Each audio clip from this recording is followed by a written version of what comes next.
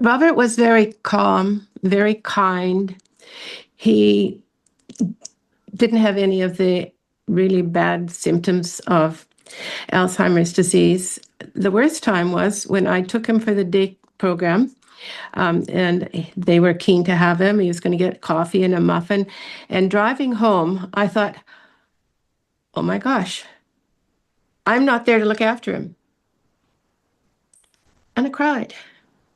I left him there. That was the hardest thing I ever did. We at Dementia Solutions have come to notice how invaluable it is for family caregivers to learn about the stories of others. It has greatly helped families to not feel alone.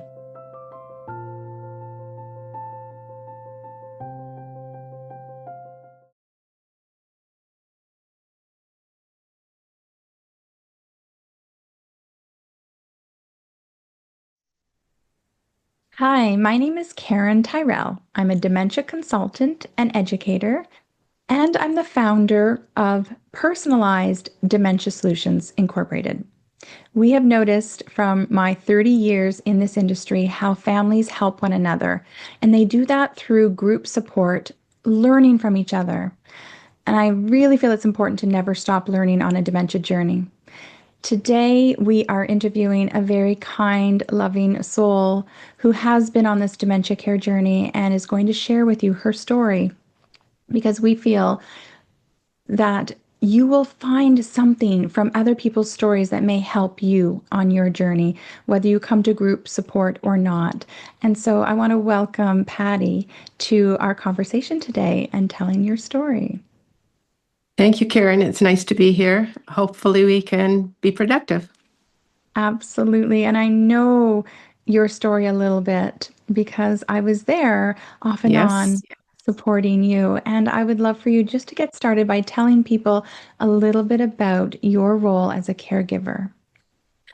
Well, I was the wife of Robert. He was diagnosed with Alzheimer's dementia in September 2008. He passed in October 2023 after 14 days in long-term care, 14 months, sorry, in long-term care. When Rob was first diagnosed, we kept the disease to ourselves. It was kind of a stigma kind of a thing. But then it got to the point where we felt it was important that people understood the small little mistakes that he was making. So we started about learning as much as we could about the disease. We joined all kinds of support groups. We attended the Alzheimer's Society meetings. We were the first group to do the Shaping of the Journey program. We learned to prepare advanced care plans. We continued our usual retirement activities, golfing, square dancing, traveling, camping in our fifth wheel, and enjoying watching family games at home and around the province. When Rob could no longer drive us there with our trailer, we sold it. And I was the one who drove us down to the park model we bought in Arizona.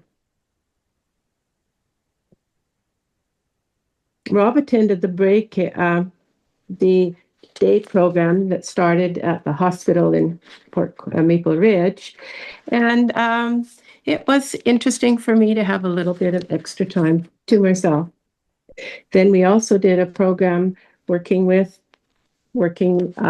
people who had dementia. It was called In Here, Out There, and it was quite exciting. Even though Rob was in a long-term care home, we continued to spend time in the garden. The family gathered in the local park for celebrations. He enjoyed the music programs at the home. And it's my hope that others facing this journey will benefit from those of us with experience. You're not alone. Absolutely right. Yeah, and I just have such wonderful memories of Rob. And when we got together and, I remember the Alzheimer walk for memories that happened in the Tri-Cities here in the lower mainland of BC. And you were the the family that they were recognizing. And I remember how proud he was with all his family around him that day. And that's an amazing memory for me that day. Yes, absolutely. Yeah. I'm curious how he felt when he went home that night. Very pleased, very happy. We had 2 daughters and 5 granddaughters, and I always said he had a harem of 8, counting me.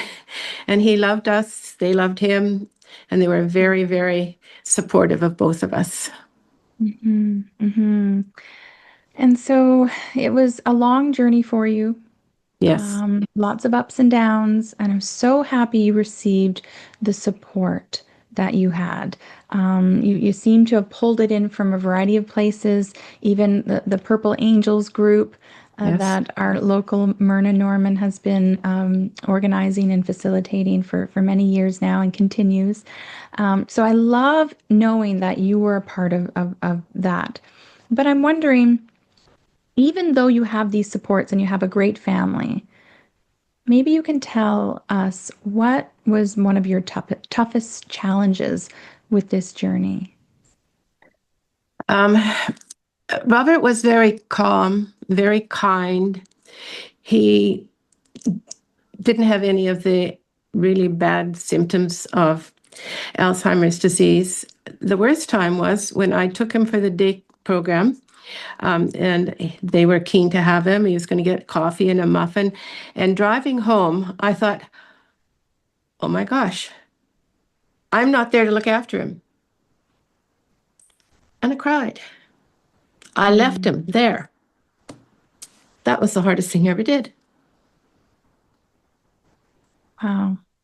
Yeah, because you were beside him the entire time, Yes. making sure he, got all the support he needed, the food, the cleaning the house, getting his clothes ready. Like you were doing everything for him. And that We, moment when you finally had a break, it was tough. yeah. I felt I was the one who was responsible, and someone else is there now, and I didn't know what to do. We always spent a lot of time together when we retired. Some friends say, you two are always together, everywhere. Yeah, you had a special relationship, but there was times I noticed you looked pretty drained, tired out when you came to some of my support groups. But most people think, well, day programs, it's great. You get that break, but for you, that was a tough moment. Yeah. Wow. I did get easier the next time that he went, and he enjoyed it, and they liked him. He was very kind, and he talked to everybody, so it worked well for him. Uh, well, and then over time, more and more breaks were given, would you say? Did you get that second day? Well, sticking with the day program, it was after COVID, and they started it again. And so I took him there, and and I went out with my sister. I hadn't been out for a long time. My sister and I went out, and I just got home, and I got a phone call. Could you please come and get Robert? He's being disruptive, and he won't wait his turn. And I kind of laughed because I was a school teacher. My daughter's a school teacher, kindergarten, French immersion, and she teaches kindergarten. And they don't always wait their turn. They are sometimes disruptive. And so the two of us are really, really laughing. And so after he went the second time, they said, no, he can't come back. He wasn't doing harm. He just wanted to be involved. He wanted to talk to everybody. And so rather than being a huge disappointment, we kind of laughed about it and carried on. Oh gosh. Well, that's heartbreaking. So, how did you find time for self-care? I didn't have much. I didn't need much. I did eventually. One of our granddaughters, I hired her, and she came every week, twice a week, because she was able to take him out because that's what he needed. Some of the places that we were in contact with could not do that.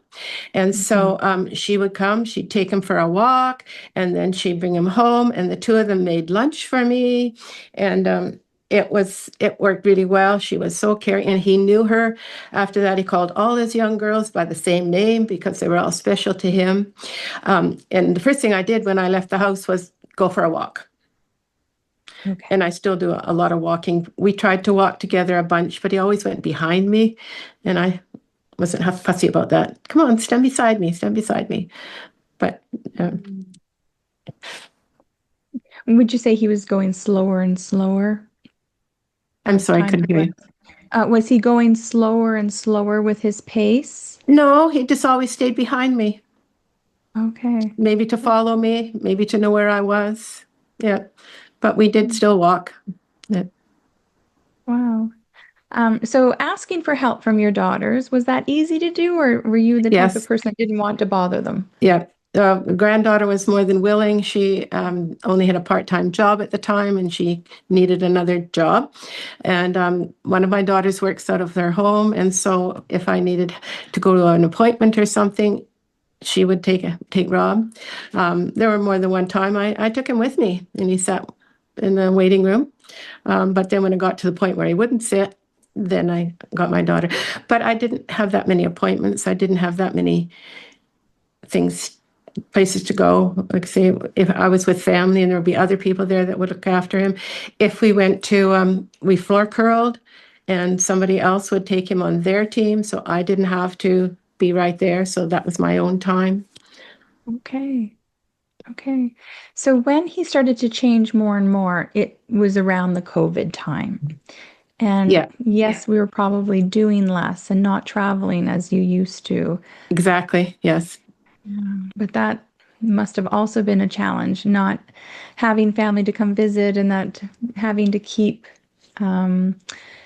distance from people and Yes, but like I isolating. said, we did a lot of walking. We walked out most every day, and so that got us out and gave us something to do. And yeah, and he can go to the grocery store and push the buggy. One time he pushed it away. I had to go find him, but most of the time he was right beside me. Oh, nice. Yeah. Wow. And so in your role, you were his everything. You were also his power of attorney and the person appointed for his health care. Do you Yes. have anything you want to share regarding Uh, that situation? we did the power of attorney a long time ago when my mother was on her own. And so we thought we're at the notary, we'll do it. And then we did the representation agreement. We did that in 20 because I got cancer. And so I decided that we maybe needed to make sure everything was in order. So our daughters went with us and we filled it all in. And then after that, I started moving things around. Of course, when we were married, it was the man who did the bookkeeping, it was the man who paid the bills, and it was the man's name on the bills, all those things. And so I started shifting it over to my name. The bank accounts were in joint, and then I got most of the bills into my name as well as his name so that I could take care of it. The worst ones were hydro and what's the other one? Anyways, yeah, the hydro and the gas, because I couldn't put it in my name. I had been paying the bills for quite a while, but they could until I would have to canceled it and restarted it all. So I thought, okay, I still pay the bills. And when I did finally move after he had passed, then I changed it all to my name. But even after he was in long-term care, it was still his account and I paid it. Interesting. Yeah. Wow. But also from the things that we went to the learning sessions and so on, they say, get your affairs in order, be prepared. And so we did. And that worked out well for us because once he passed, everything was in order. Nice. So it was not as much stress on you. No, no. And I knew what I had to do because I'd gone to the sessions. I'd learned as much as I could. And so I kept my daughters informed too, so that they knew too. And it was almost seamless. Wow. And you just reminded me, I remember the time you were diagnosed with the cancer. and out and Yeah. about. And yeah, you are still doing your caregiving role.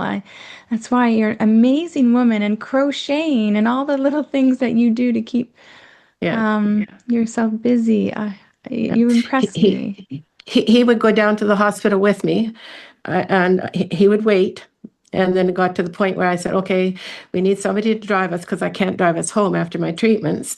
And so then he and a friend would go out for lunch or something, but I couldn't leave him at home. He wouldn't stay. Hmm.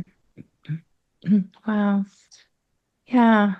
Wow. It's been a while now, and Yes. you have been on your own. And how are you doing overall? Like, are you? There are days, and just like anything, I'll be doing just fine, and all of a sudden a song will come on the radio, or I remember something, oh, we used to do this, and I think, I want to do it again, but there's no one to do it with. Mm.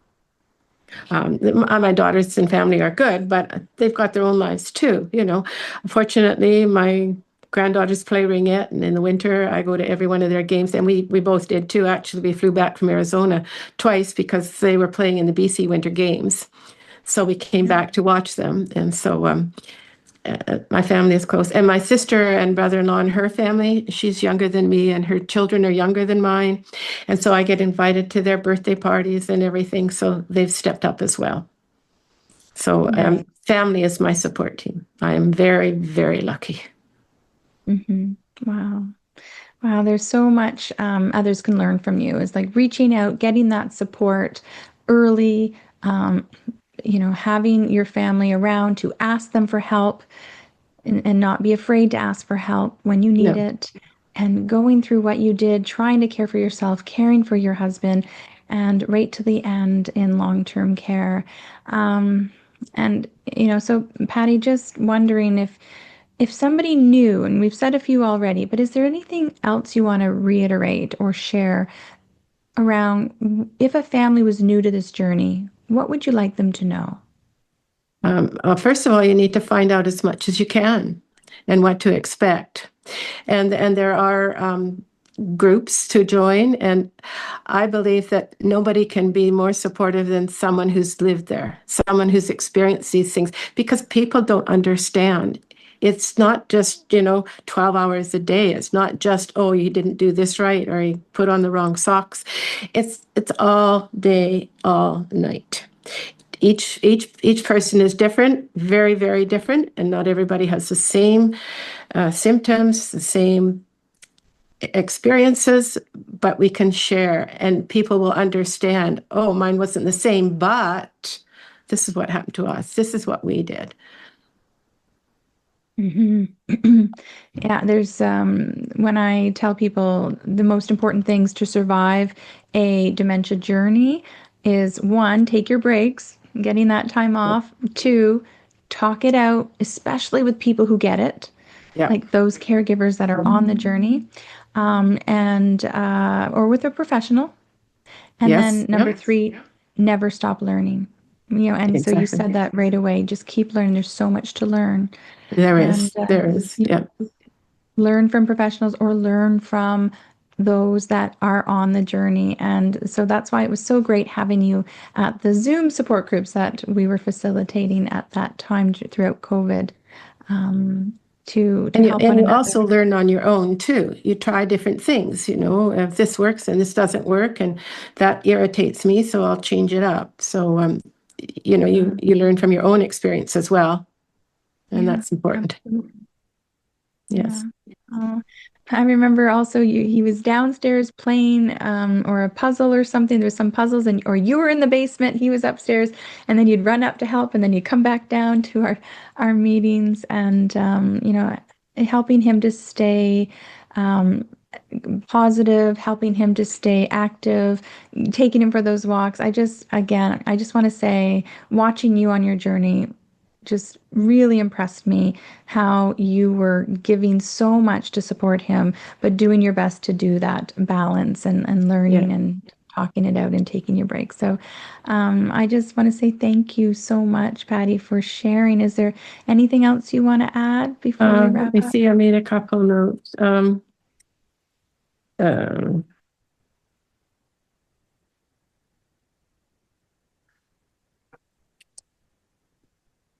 No, there's most, no, everything that I think about and everything I remember and everything that we did has been covered. You need prepare yourself. Prepare yourself.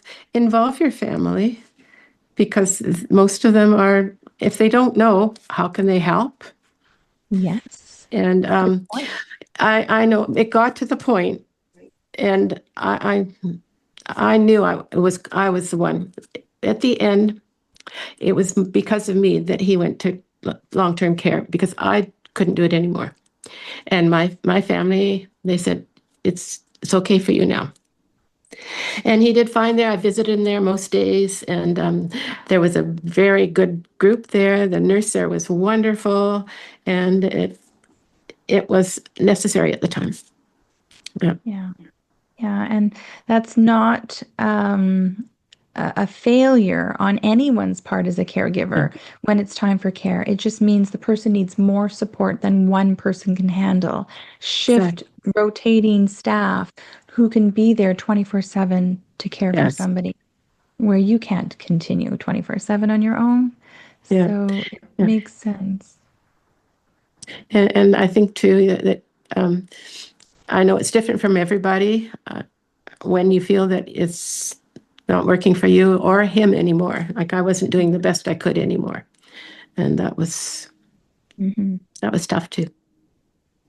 Well, thanks for sharing that realism about your story. I know it's hard to go back to those times. Some days, yeah, it is. But then I remember all the good times too. We were very active. Yes, yes. Even disc, what's that disc game you used to play? Disc golf. Disc Disc golf. golf. That's what Yeah. it was. Yeah. Oh yeah. Oh, you don't want to play with me. I have a bad time with that. The kids always tease me. They say, "Oh, don't stand in front of Mama or behind her," because often my disc goes to the back. Oh.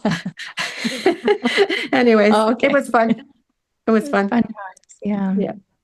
Yes. So you're doing there's a project you've been involved with. Oh Do yes. you want to share what you've been up to this last year or so? Yeah. Oh, it's almost been 2 years actually. It was a book created, three books actually. It was through the University of British Columbia, and actually it started when we were doing the program for people living with dementia. It was living well to the end of dementia, and they had different things for us to do, and we did it together. We made a collage. We started with a picture about the end of dementia. We did some during COVID. They even came to the house and dropped off some paper masks and some feathers and beads and paint and everything. And I am not artistic. I do not like doing those things, but okay. So we went downstairs and set it out on the table, and I got him going. I said, okay, you paint all this, and here, you want to green this on. And so we did his, and then thought, okay, now I have to do one. And so I thought, okay, blue. So that's my favorite color. And off I did the blue. And then I put on everything, and I thought, oh yeah, okay. And then I'm looking at it, and it's a mask. It's hiding us. And I'm thinking, okay, we did hide at first with the diagnosis. We didn't tell everybody because people weren't fussy about it. And so then I thought, after a while, when he started doing things a little bit differently, or said something or wandered on, I thought, okay, he's got dementia. He says he just doesn't remember. He doesn't know how to do that. And I would explain to people.